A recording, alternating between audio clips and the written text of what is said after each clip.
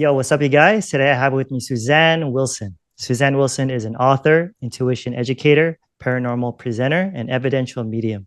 She has participated in controlled scientific research with Dr. Gary Schwartz, who states that Suzanne's been one of the best. And Suzanne's a recurring guest on Coast to Coast AM with George Nori.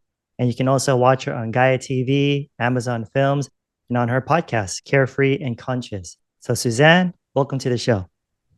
Thank you, Joshua. It's really nice to see you again. I know, really nice to see you too. It's been a couple of years. So, we'll just get right into it. Okay. So, Suzanne, if you could tell us a little bit about yourself, like what your life was like before this big wake up call. And then, of course, please share with us your life changing near death experience. Well, to set the stage for you, I thought my life was going along really well. I had spent my childhood and my young adulthood just developing gifts that I knew that I had, but trying to do it in secret. And I'll tell you why.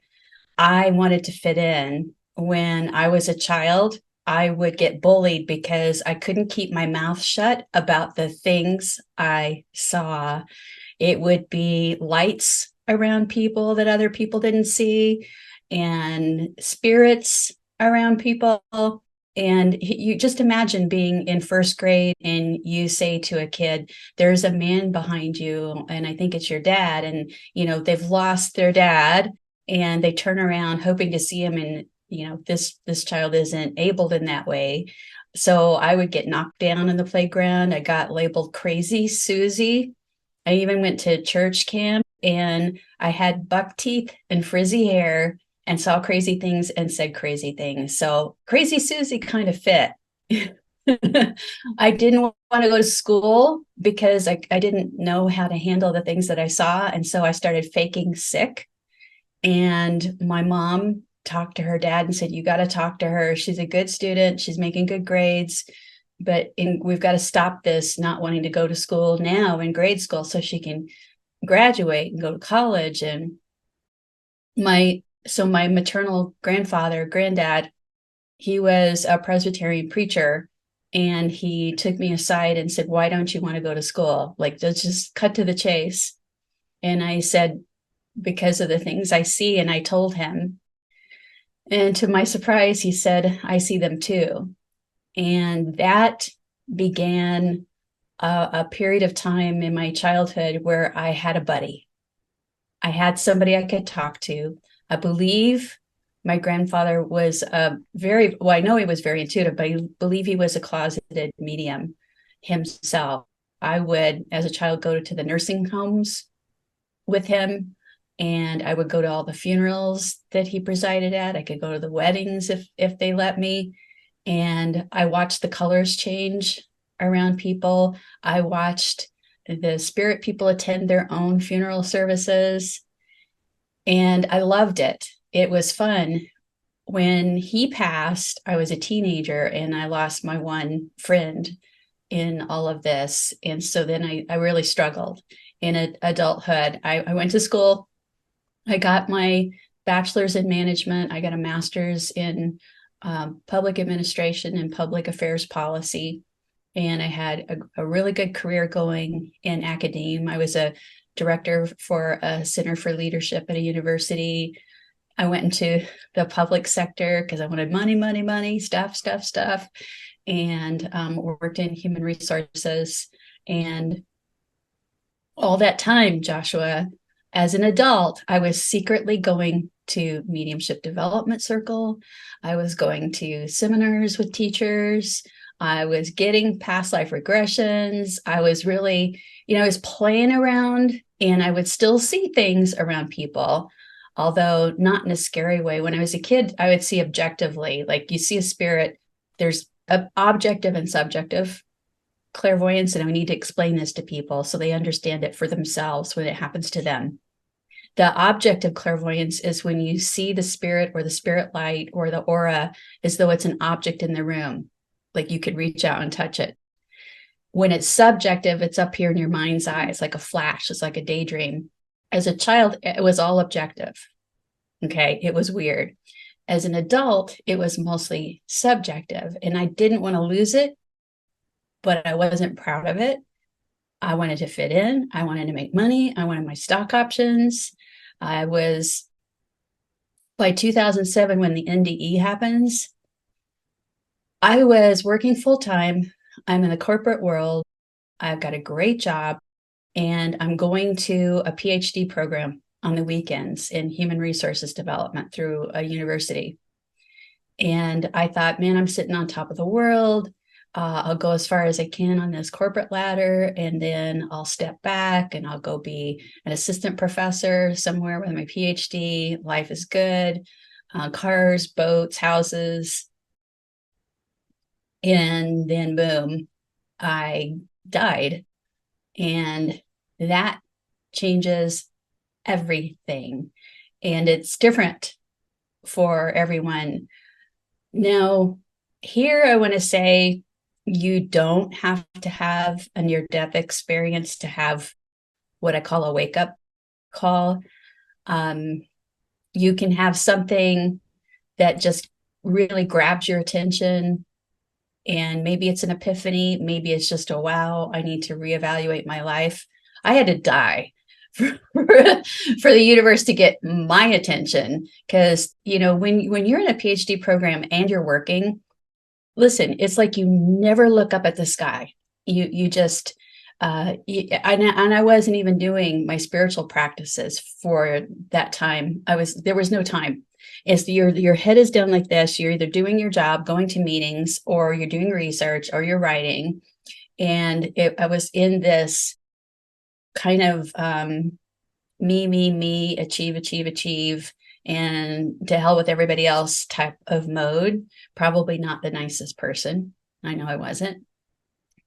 But I had anaphylaxis. That's what stopped my breath, stopped my heart. And it's so weird. I get teased a lot because this happened in the doctor's office. And if you're going to die, that's like the best place in the world to die, because they're going to revive you if they can. And my voice gets a little shaky when I think about this every single time. It's like sometimes I don't want to talk about it. I am, because there's emotion with this, but I want to do it. Is it when it happened to me in 2007, I really didn't know much about near-death experiences. And when it's happening to you, you don't think that you died in that moment necessarily. Some do and some don't. I'm at the allergy specialist. I'm back from my second round of allergy tests. This time, they're taking the suspects, the things they think I might be allergic to from last time, and upping the dosage, and pricking your arm in rows with different allergens to see the reaction in your skin.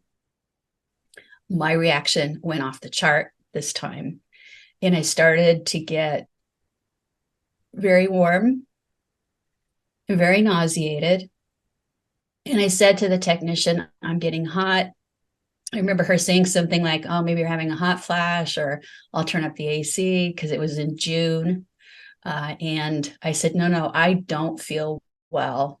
And so then her eyes, I could tell she believed me. And she said, okay, I'll be right back. And she left me. She went to get help, but she left me. I'm alone.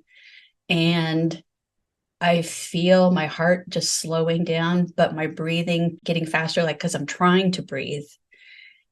And then the door bursts open, and she has come back with another technician and two physicians. And one physician is throwing open a cabinet. The other physician is yelling out orders. And so there was a technician on each of my arms holding me sitting up on the exam table. And I remember the doctor saying, hold her up, don't let her lie down, hold her up. And then my throat honked like a goose.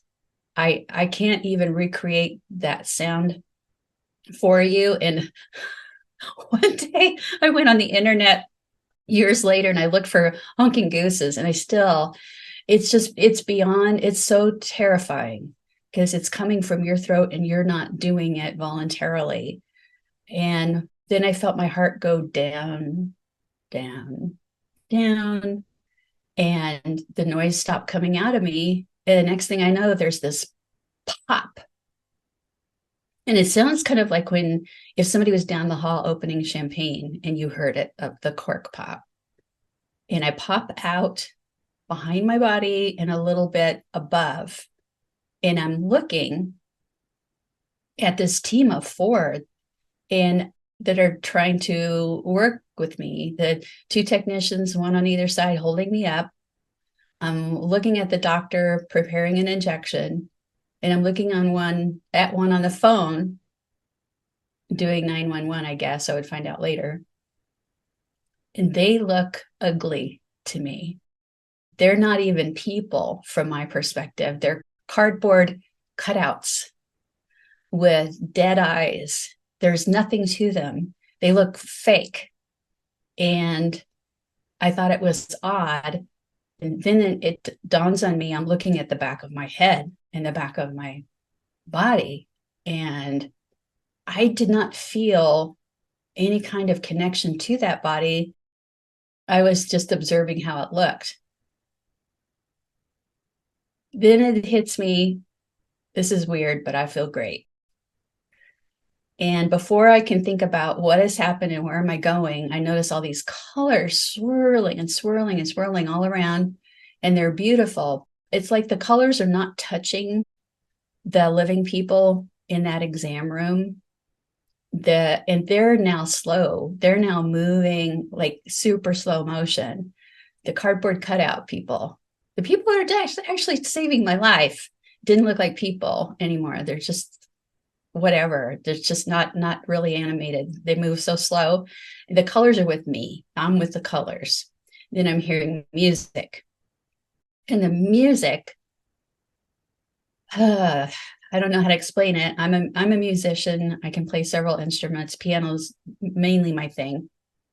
But for those listening who are musical, these are all major keys, major chords. But the music reminded me of voices making instrument-like sound. And it kept going in crescendo, up, louder, and then it would back down. And so I remember thinking the colors and the music together are creating waves. I wanted to go to where the music came from. And then I felt arms around me.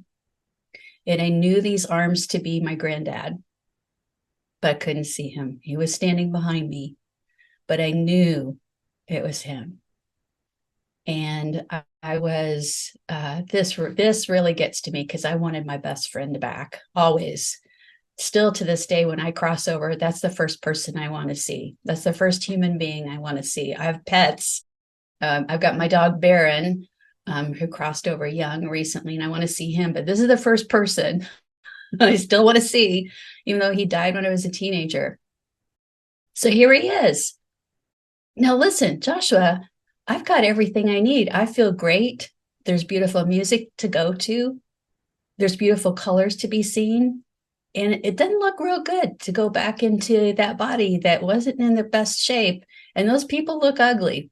They don't look like real people. I think about this now and I think my brain was probably, my mind, my consciousness was probably confused, trying to filter, are they just avatars? And of course, with afterlife studies, I know that there's a part of us that's always with spirit, and we project a part of our consciousness into the physical body. So I was just seeing like, these are meat suits.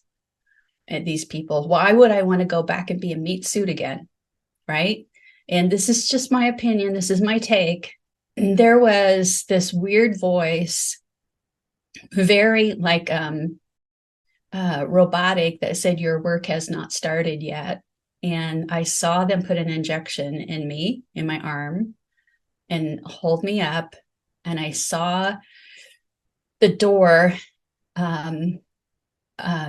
just like it felt like somebody just crashed through the door to that exam room, and it was the EMT team. And I know there was a defibrillator in somebody's hands.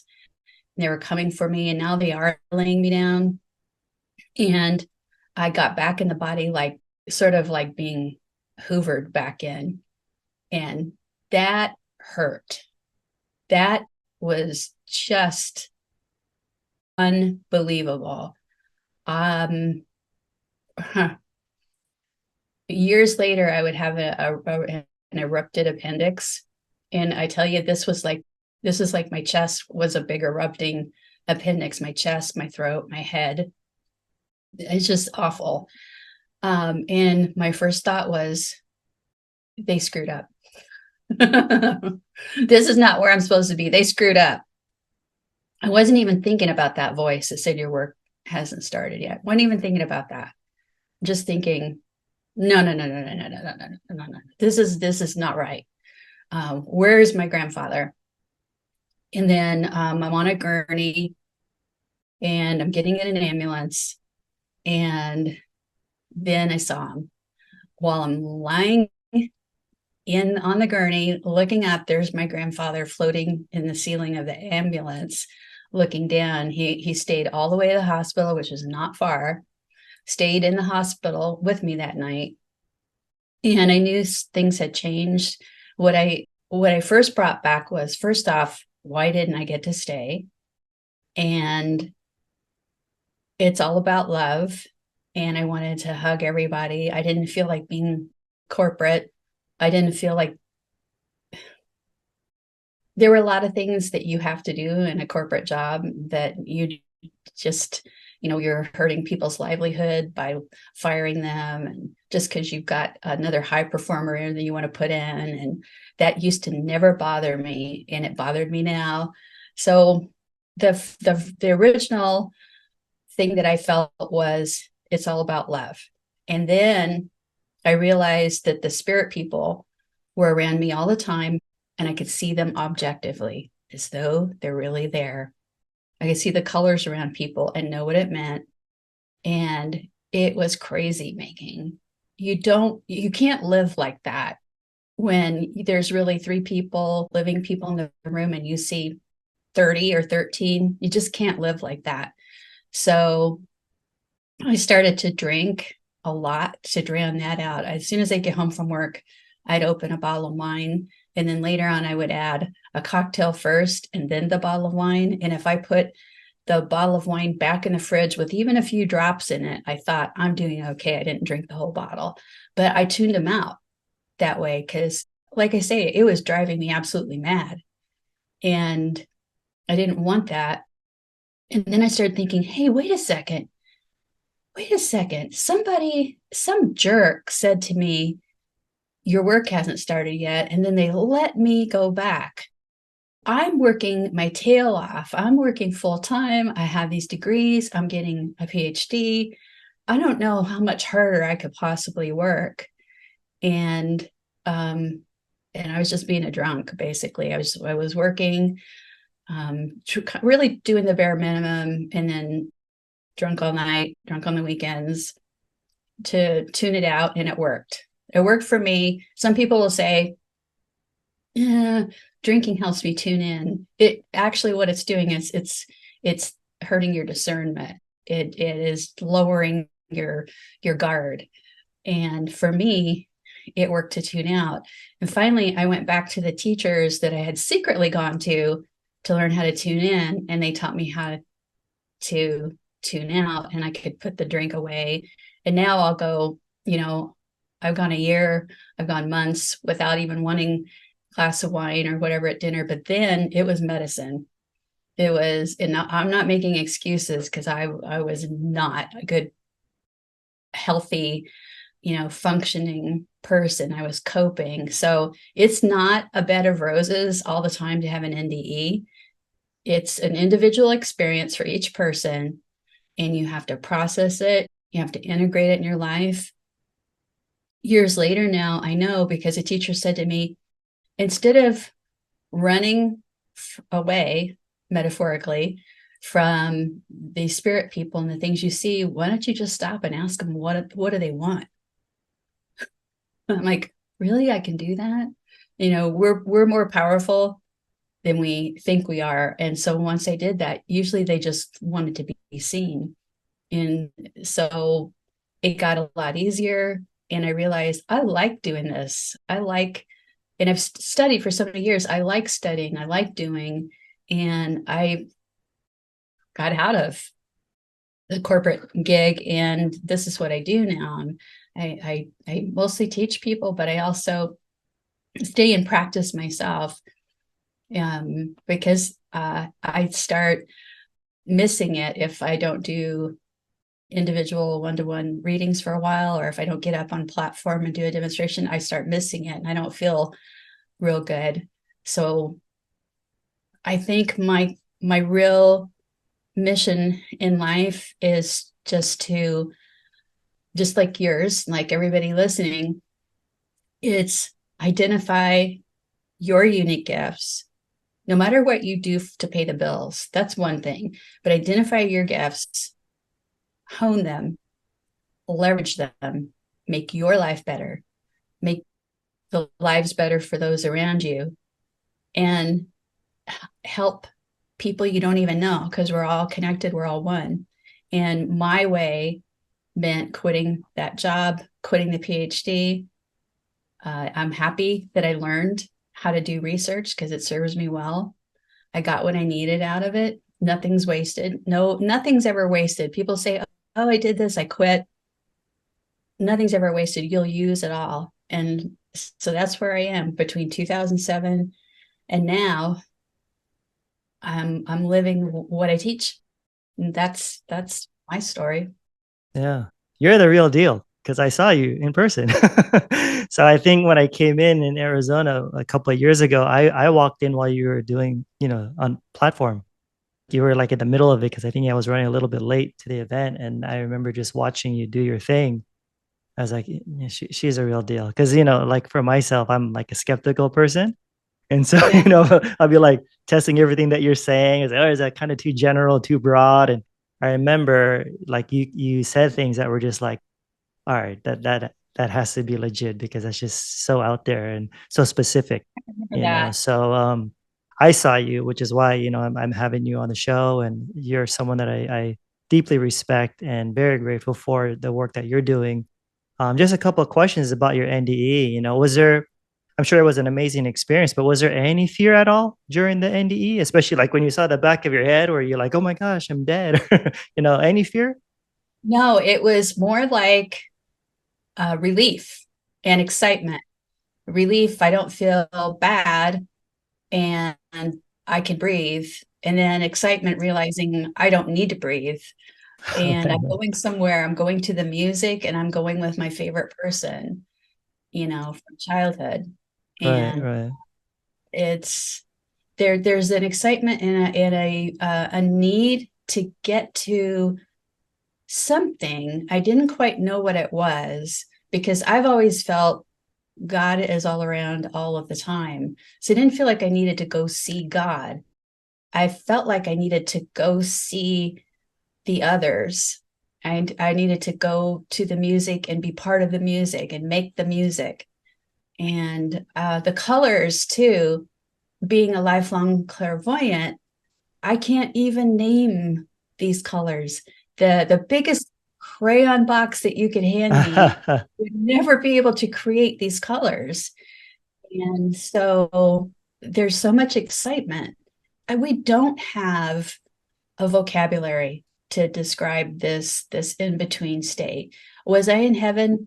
Absolutely not. No, I was in between. And if they hadn't had the proper injections in the doctor's office, I could have gone, and that cord of light that attaches me to the body could have snapped. But for some reason, I was meant to have a wake-up call and not go. And in fact, when I'm in the ambulance, the EMT asked permission to get out my wallet and get my name because they didn't even have time to check with the doctor, and asked me who should we call and all of that.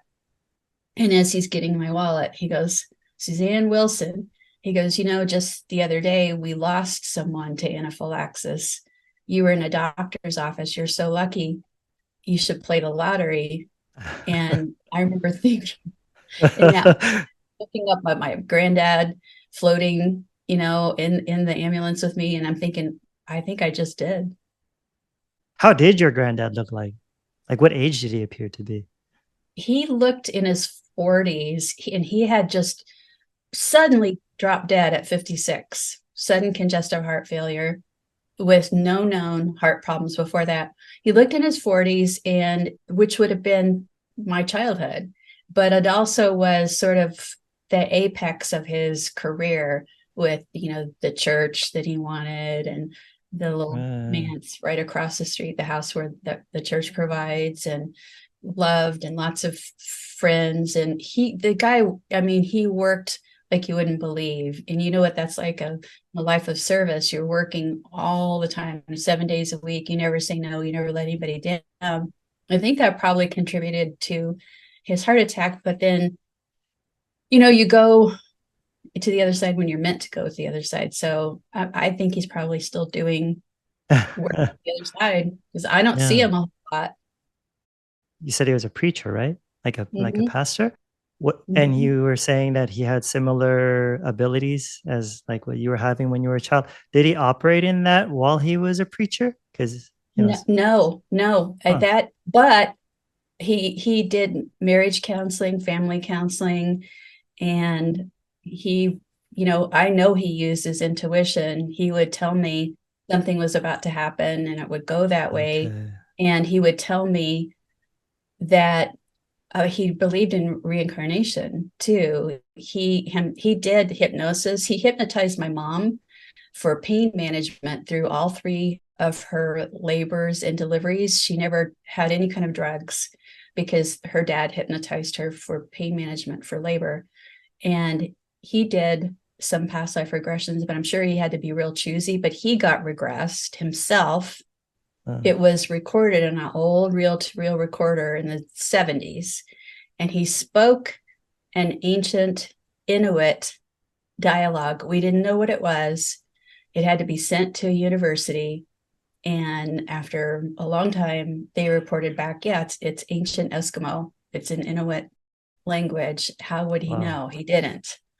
And so, he sought evidence, but he also said that, these are gifts from God, and someday I would figure out what to do and, just protect the gifts that I have. Everybody has gifts. So he never, like, he didn't want to exalt either one of us. He didn't exalt himself because he's a minister. He had a PhD in metaphysical sciences. So he was scholarly, and he didn't like put himself above others, and he didn't want me to do that either. So to this day, I struggle with, I don't want to be egotistical. Like, I don't want to, oh, I've got to go grab that speaking spot and get more followers or whatever. It's like, I struggle with pushing myself out there.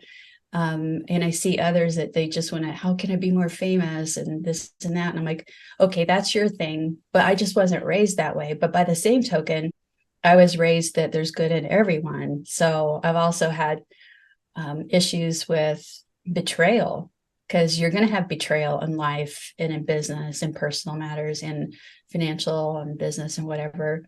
And so, in a way, I've been a little too loving and trusting in my life, but I still learn the same lessons. We're all still getting, the same 1,000 soul lessons. They're just not in the same order. So he helped me a lot. He helped me feel normal. He helped me have a context that the gifts of the spirit. And he said, but there's one great master, and that's Jesus. And there is no one that can do exactly what Jesus does. He wants us to emulate him. And when he says that there are greater things that we can do, he's inspiring us, not telling us to be messiahs. And so I think I got real grounded and centered because of that. And I'm open minded. but I want proof. I mean, I've submitted myself, like you said in the intro, to being tested in double blind, triple blind studies in a university setting with a probably the best known person that does that. Only because I want there to be credibility, but I also want people to know that everybody can connect with their own beloved people and pets who are in spirit with a little bit of training and practices that you don't have to go to somebody like me to do it. I really would like to see the mediums become teachers, teaching other people how to make their own direct connection. And a lot of them are. I mean, you definitely were saying stuff since you were like a child. You even saw it objectively, right? And that's why you were teased because you were seeing people like with your eyes open. Um, and then after your NDE, it kind of went like several notches up, you know. But when you Yeah, were a child, though, was it something that you were born with, or was it something that where it was like triggered by some sort of event in your life as a child, do you think? man. Uh, I've had a thought that maybe when I had an allergic reaction as a child, when I had Ah, chicken pox, they okay. gave me penicillin and I was in the hospital with that one, but I don't remember anything happening to me in terms of NDEs. I don't know. I really don't know. All I can tell you is just going to school. I started out in Head Start, which is like the year before kindergarten, and it's for low income kids. The Head Start program. I don't know if it's probably still around, but it helps prepare low income children for kindergarten and gives you a meal, gives you a place to play and talk about ABCs and all of that, and just get socialized. And I was in that program. And I remember just even the very beginning of that having trouble at school because I was shy. I would hide in behind toys and like they had this big rocking horse thing where two kids could sit on one side, two kids on the other, and it would rock, rock, rock. And they'd flip it up against the wall when class started. So I always wanted to get there early and play. When they flipped it up against the wall and it was time for classes to start, I hid behind it Um, because I was seeing so much stuff and I got mm, marked absent. And then when it was time to eat, I came out because I was hungry and I got in trouble. And so my mom's having to answer, why is she hiding? And she can't say it's because she's seeing stuff, but I would always tell her, I didn't hide what I could see from family. I'd always tell her. I remember seeing somebody and saying, their colors or don't look right and something's wrong. And mom would say, oh, yes, Mr. So and so has cancer and it was just accepted in the immediate family. But I know the year before kindergarten it was super strong. I can tell you that. probably got it from grandpa. You It know? really seems like it, and I know on my maternal grandmother, she and her family comes from Ireland, and my maternal grandmother's sister passed almost 100 years old not too long ago. Wow. And I would go see her in the nursing home outside of Nashville. And she'd lift her little crooked finger to always say, you see things, I know you do. And she would say, they called me the town witch because I do things. It's very far from a witch, very, very, very, very sweet lady. But yeah, there's some hereditary component, I'm sure, but I wasn't going to do much with this, Joshua. I wasn't. Something had to really shake me up and break me open and almost make me an alcoholic just I had to totally uh, break open to let all the light in, I guess, and not make it a curiosity, not make the gifts that I had into a secret, almost a shameful things that I could do, like don't tell anyone, but I can do this or I know that. And shame is not healthy in any way, but it certainly was robbing me of some important and fun stuff I could do. This is fun work. It's Yeah. a great responsibility, Yeah. And you don't get paid sick days and you can't do much of it. I mean, it just wears you out. You can't work very many hours a day or very many days a week at it. But we're doing what we have to do in our lives. And I've even worked I went from that wonderful director job into just working in a call center and doing readings because I, you lose that salary, you lose that big salary, you lose that future. But to me, it was worth it. Yeah. So when you were mentioning like the after effects, so to speak, like after the event happened, you started seeing them around you, you try to tune them out, started drinking this, doing this and that, but you started to kind of just find out that they wanted to be acknowledged or be seen. Is that the main reason, or were there any other reasons? Because I've heard your other interviews where they're like knocking on the door when you're in the bathroom or something like that. Like, what are any other reasons that you've discovered of why you were seeing them so much, other than just wanting to Yeah, be seen? for sure. I mean, and it was really invasive. I mean, I'm driving a car and I feel somebody trying to touch the wheel and they can't really do anything with the wheel, but it's like, turn this way, turn this way. Let me show It's you where I live. Jesus. I'm Jesus, like, take the wheel. yes, please. Not me. I don't know who she is. Yeah, it was mainly just there's a light that some of us project when we're open, and it's almost like we're pulsating some frequency where they know they maybe can start a conversation. So there's many reasons that I heard for reaching out to me, and to be seen was a big one, but also to hear the story of what happened, or even more heart touching would be, this is what I want to tell my family here. This is what I wish I had said. This is what I wish I had done. And I started to realize you just don't want to leave this physical life with anything undone. You don't want to leave with some big feud still going that you have to work out later on the other side of life. And then sometimes there were just folks who did not know that their body had died and they're sort of going through the same loop. I can tell you in the grocery store, I've seen, even to just the other day, I've seen people thinking they're grocery shopping and they're spirit people. And I'm thinking, I don't know, did they pass driving home from the store, or what is it? Hotels are a big deal because there are people that go to hotels and, overdose, or they go there to die by suicide because they don't want to do it at home. They'd rather be found by the cleaning staff there.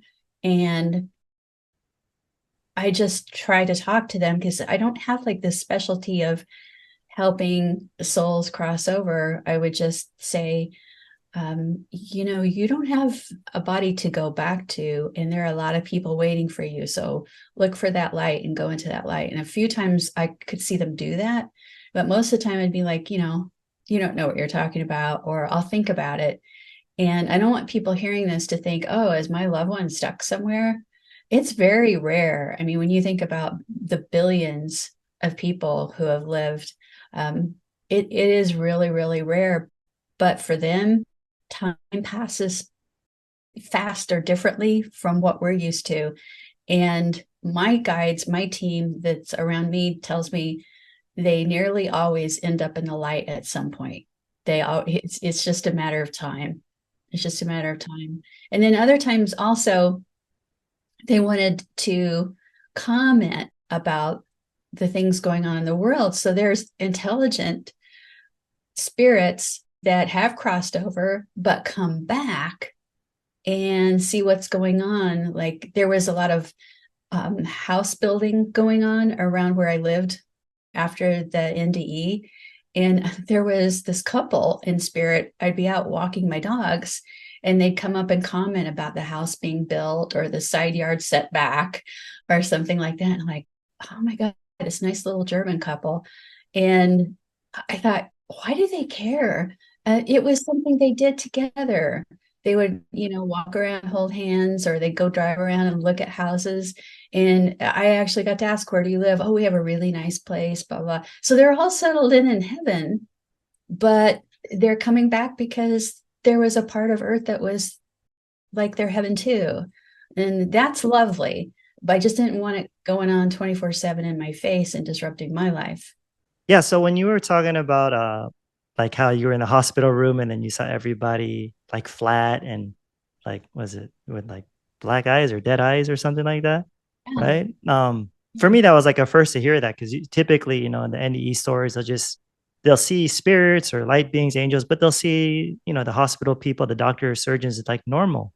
So you I kind of know. answered the question already because I didn't hear that answer in another interview that you did, but you were saying it was more of like a projection of your mind or something? Like, is it Yeah. like a filtering that I, you? I want to get into that because I don't think I've, any it's been dug into yet. But to me,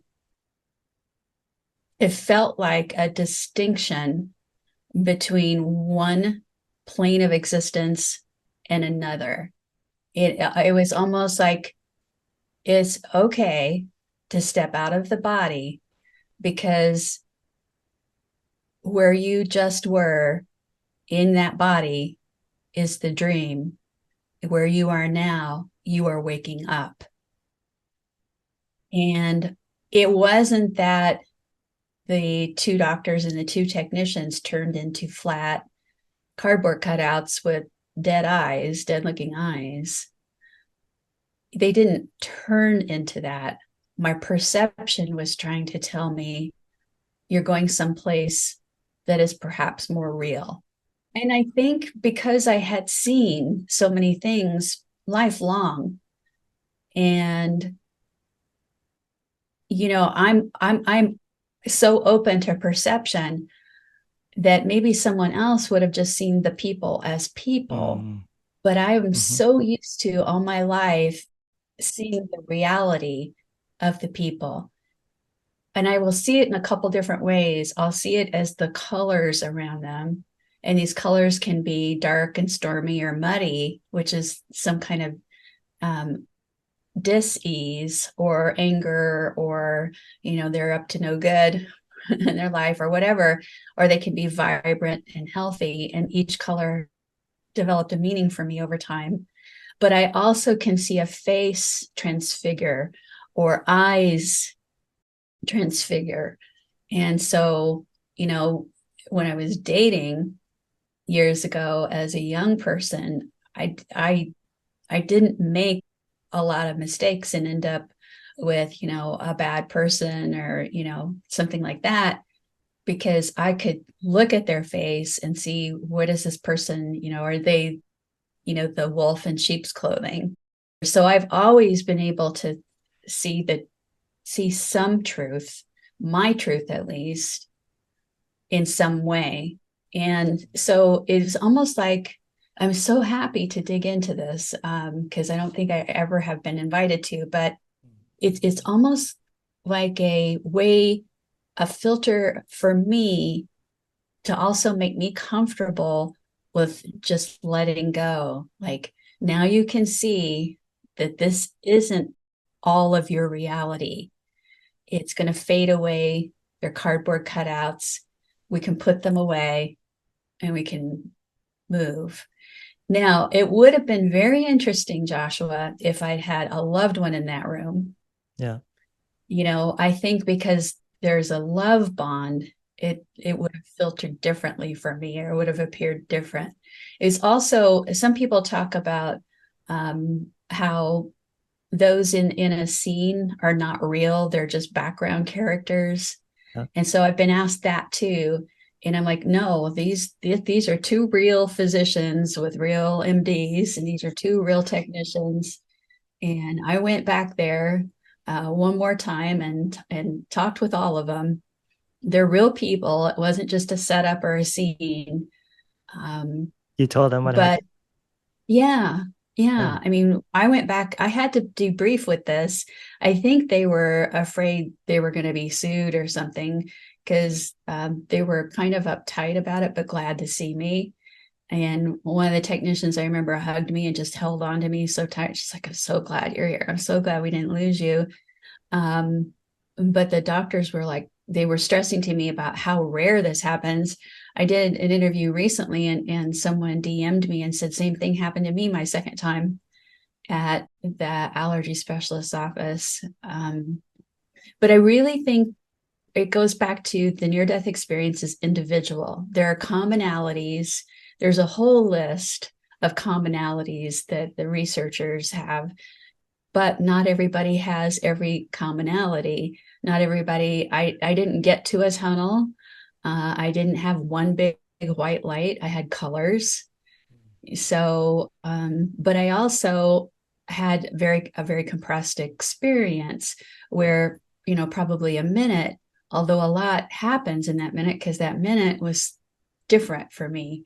I was able to see how slow Earth time is in that instance. Not necessarily, I can't extrapolate that to how space-time works, although it's an interesting topic. But for me, in that instant, it was like that minute felt like 10 or 15 minutes, so I think it's just our consciousness is going to make us as comfortable as possible with death. And the people and the non-human intelligent beings around us, such as the angels and those whose job it is to assist with our crossing. We may or may not see them in that process, depending on how far we get along in the process of death, but they're there, and they're going to make sure we're as comfortable as possible. Like I hear all the time from spirits who are giving excellent evidence, and they're really good quality communicators, and they'll say, wow, even though that truck really smashed my car and I was just my body was destroyed, I was watching it from somewhere else. I was popped out of that body before anything happened. And it wasn't because it happened so fast. They were already out and just kind of gazing back. So they didn't feel the pain Wow. and destruction of the physical. They just felt good. I cannot wait to have you on Carefree and Conscious with me, Oh, which is yeah. coming up, because I've got a lot of things I want to ask you. Oh, As really?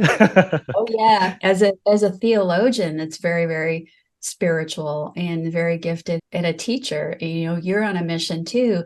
But I don't want people to think, oh, it's easy for her to say she saved up money and quit her job or whatever. You don't have to quit what you're doing. If you're an engineer, or you're a nurse or a teacher, or you're holding the home together and making it a wonderful place, you don't have to walk away from anything to be of service to yourself, your family, and others. It really is it's sort of like a monitoring of thoughts, words, and actions to align with compassion, align with love. And some days you're going to stink at it, and then there'll be a series of days in a row where you're like, yeah, things are going great. And when people say gratitude's important, it really is. I mean, Yeah. it took me years to be grateful for this near-death experience, because I resented everything I had to go through afterwards. I resented being sent back and told I wasn't working, wasn't doing the work. Yeah. And I was depressed and like a reject or something. And it was hard to totally change my life. But I'm glad, and I'm not Yeah. changing. I wouldn't trade any of these experiences, but that's my path. Each person has theirs. You don't have to have a near-death experience to wake up. Well, thankfully, you did come back. Uh, my question is, did you have a choice? Like, would it be possible that if you said you didn't start yet, Suzanne, your work's not barely started, go back. What if you said You know no? what? It's really odd, and I'm glad you bring that up again about a choice. for the longest time, I had put that out of my mind about that robotic voice telling me I hadn't started my work. I had put it out of my mind. I had dismissed it. I thought about it in the hospital bed immediately afterwards and just thought, well, that's not right. I'm working really hard. I really didn't think about it. And it was a rejection from me because I wasn't ready to hear it. And so I really feel like I was not only was I not asked, do you want to go back? I think I was neutral about staying or going back. I wanted to be with my granddad for sure, and I wanted to go to that music, but I had no fear. I had no choice. I had no reasoning abilities in that moment. I just knew I felt like I was in the right reality. If I'd been asked, I would have said, no, I don't want to go back. I'm pretty sure. I mean, it's 2007. So I'm thinking back, who was I? What would I have said? You'd have to be an idiot to want to go back. I don't have to really think too hard about this. Just think you feel perfect. You feel tremendous love, and you're going somewhere with beauty. You're going with somebody that you've missed for years. Mm. Why would you want to go back? And then that was part of the depression I had, is why wasn't I given a choice? I'm wholesalely rejected from going on to heaven. And that's a little painful to think about. Now I understand, and I'm very, very grateful, because I don't want to go to the other side all these years later and find out I didn't even do, like the number one thing on my checklist as a soul. Because, we have some life themes that we come here with. I don't feel like everything's pre-planned, because we have tremendous free will. We get choices, but we have a life theme. And for every single person, part of the life theme is using your gifts to make your life better and the world better. But yeah, it would have been interesting if I'd been asked, do you want to go back? Because I'd been screaming and yelling, no. Because, when I interview these people about the NDEs, they're always given or told those words, no, no, you got to go back. But I always thought, like, what if you just kept fighting and saying, no, I don't want to go back? Eventually, Yeah, would you just stay there? I would have, but man, it would have been not the best decision. Right, right. And I'm glad, like I said, I'm glad you came back, right, to share the message and your purpose, your plan, your soul's purpose, as you say. As we come to an end, you've already shared a lot of encouraging things, but is there anything last thing you'd want to share with our viewers? Any more words of encouragement for our Well, listeners? yes, of course. And it's hard to narrow down I sometimes know. to say, but I appreciate the opportunity. There is war and unrest in the world, and many people are DMing me and inboxing me about, are we coming to the end of times? And is this just about a shift in our reality? And I'm very hopeful and optimistic about our future. Even though it is just plain heartbreaking to see all the lives lost and all the horrific violence that it has gone on and is going on. And I can say to you that we have a generation on Earth now, people around 20 years old, 25 years old, and younger, that are coming here sort of, I call it pre-wired to know that this life is not all that there is, that this is a stepping stone to other dimensions, other lives, other places. Like, oh yeah, I know there's an afterlife. They're like, oh yeah, of course I have intuition. And I don't even have loved ones in spirit I want to talk to. I just want to know how I can get the most out of this life and make this world better. And I wouldn't say they're going to save us, but they're going to sort of restructure and reprioritize this earth and humanity. And so, yes, we're going to have time of strife and trouble, but it's a cycle that we're going through right now. Focus, if you can, on what is positive. While you send prayers, you can ask to send warrior angels of light to the war zones, to those who fight, so that the light illuminates everything for them. They can make choices that are as peaceful and caring as possible. And then don't worry about what's going on in the rest of the world. Send your love, send your light, and then focus on your gifts here and know that you're part of something much bigger, and that's the unity. That's the oneness. And the unity, the oneness is going to prevail. Awesome. Great message. Great message. So what's next for you, Suzanne? You got any new books Well, coming out?